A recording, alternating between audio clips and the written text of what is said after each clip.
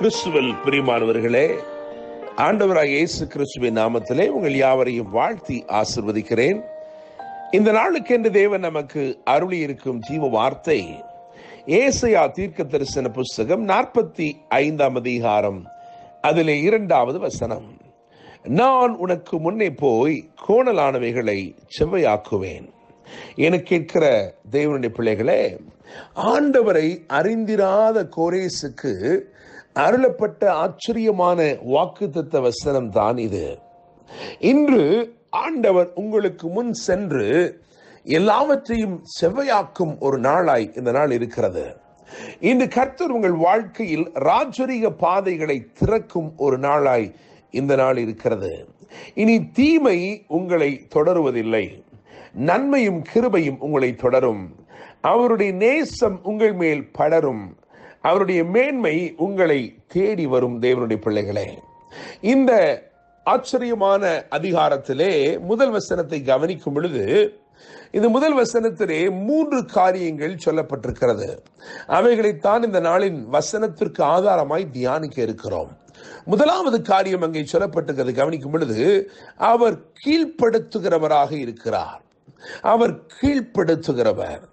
தேவன் உங்களுக்கு விரோதமான போராட்டங்களை, பிரச்சனைகளை, எதிரான சூழ்நிலைகளை, இவைகள் எல்லாவற்றையும் இன்றைக்கு உங்களுக்கு கீழ்ப்படுத்துகிறவராக இருக்கிறார்.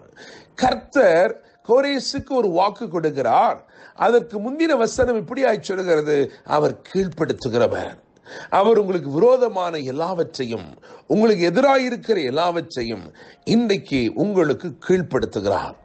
இரண்டாவதாக, அவர் கதவுகளை திறக்கிறவர். அங்கே மிகவும் அழகாக எழுதியிருக்கிறது, கதவுகளை திறந்து வைக்கும்படிக்கு. கதவுகளை திறந்து வைக்கும்படிக்கு, வாசல்கள் அவனுக்கு முன்பாக பூட்டப்படாதிருக்க கதவுகளை திறந்து வைக்கும்படிக்கு. இந்த தேவன் கீழ்ப்படுத்துகிறவர் மாத்திரமல்ல, இவர் கதவுகளை திறக்கிறவராய் இருக்கிறார். நம்முடைய தேவன் கதவுகளை திறக்கும் தேவன். வெளிப்படுத்தல் 3:7 வாசிக்கும் பொழுது, ஒருவரும் பூட்டக்கூடாதபடிக்கு இவர் திறக்கிறவர் என்று எழுதியிருக்கிற தேவனுடைய பிள்ளைகளே, வேதத்தில் வாசிக்கும் பொழுது 3 கதவுகளை விசேஷமாய் கவனிக்க முடியும்.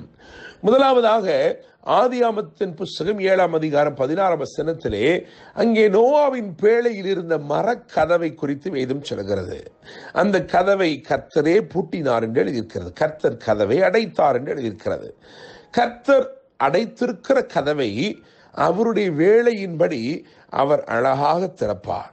அவருடைய ஏற்ற வேளை வரும்போது அந்த மரக்கதவை அவர் மறக்காமல் திறப்பார். தேவனுடைய பிள்ளைகளே, இரண்டாவதாக நாம் வாசித்த இந்த வேத பகுதியில் ஏசாயா 45:4 கவனிக்கும் பொழுது, அங்கே வெண்கல கதவு என்று எழுதியிருக்கிறது. வெண்கல கதவை உடைத்து என்று எழுதியிருக்கிறது. உங்கள் வாழ்க்கையிலே சத்துரு எந்த கதவுகளை அடைக்கிறானோ அவைகளை தேவன் திறக்கிற தேவன் அல்ல, அவைகளை உடைக்கிற தேவனாய் இருக்கிறார். அவர் வெண்கல கதவுகளை உடைத்து இருப்பு தாழ்பாள்களையும் முறிக்கிறார் என்று எழுதியிருக்கிறது. கதவை உடைக்கிறவர் மாத்திரமல்ல, அவர் அந்த தாழ்பாள்கள் இனி ஒருபோதும் வேறு யாருடைய வாழ்க்கையிலும் அது பூட்டப்படாதபடிக்கு அந்த தாழ்பாள்களையும் முறிக்கிற தேவனாய் இருக்கிறார். எனவே மரக்கதவை மறக்காமல் திறக்கிறார், வெண்கல கதவை வேகமாய் உடைக்கிறார். மூன்றாவதாக இருப்பு கதவு என்று எழுதியிருக்கிறது. அப்போஸ்தலர் 12:10 வாசிக்கும் பொழுது, நகரத்திற்கு போகக்கூடிய இருப்பு கதவு அது தானாகவே திறவுண்டது என்று எழுதியிருக்கிறது.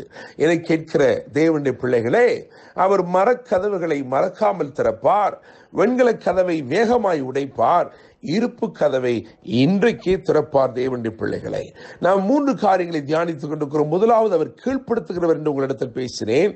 இரண்டாவதாக, அவர் கதவுகளை திறக்கிறவர் என்று பேசினேன். மூன்றாவதாக, அவர் கையை பிடித்து நடத்துகிறவர். நீங்கள் வாசிக்கும் பொழுது 45ஆம் அதிகாரம் 1ஆம் வசனத்திலே வலது கரத்தை பிடித்து கொண்டு அவனுக்கு சொல்லுகிறதாவது என்று எழுதியிருக்கிறது. இந்த தேவன் நம்முடைய கையை பிடித்திருக்கிற தேவன். இவருக்கு இன்னும் ஒரு பெயர் உண்டு, இவர் கைவிடாத தேவன். என கேட்கிற தேவனுடைய பிள்ளைகளே, அவர் என்ன வாக்கு பண்ணி இருக்கிறாரோ அதை நிறைவேற்றும் அளவும் உங்களை அவர் கைவிட மாட்டார். நிச்சயமாக நீங்கள் இதை நம்ப வேண்டும். காரணம், யாக்கோபு என்னும் ஒருவருடைய வாழ்க்கையிலே ஆதியாகமத்தின் புஸ்தகம் 28ஆம் அதிகாரத்திலே இதே வார்த்தையை அவர் சொன்னபோது ஆண்டவர் சொன்னார், நான் உனக்கு சொன்னதை செய்யும் அளவும் உன்னை கைவிடுவதில்லை என்று சொன்னார். எனவே 3 காரியங்களை இன்றைக்கு தியானித்து இருக்கிறோம். அவர் கீழ்ப்படுத்துகிற தேவன். எல்லா போராட்டமான சூழ்நிலைகளையும் உங்களுக்கு கீழ்ப்படுத்துகிறார். அவர் கதவுகளை திறக்கிற தேவன். இன்றைக்கு எந்த கதவும் உங்கள் வாழ்க்கையில பூட்டப்பட்டு இராது. அவர் எல்லாவற்றையும் திறக்கிற தேவன். 3ஆவதாக அவர்கள் கையை பிடித்து உங்களை கைவிடாமல் நடத்துகிற தேவன். அவர் உங்களை பார்த்து வாக்கு பண்ணுகிறார், நான் உனக்கு முன்னே போய் கோணலானவைகளை செவ்வையாக்குவேன் என்று சொல்லி கர்த்தர் தாமே இந்த வார்த்தைகள் மூலமாய் இன்று உங்களை ஆசீர்வதிப்பாராக. என்றும் அன்புடன் pastor Daniel Moses. God bless you.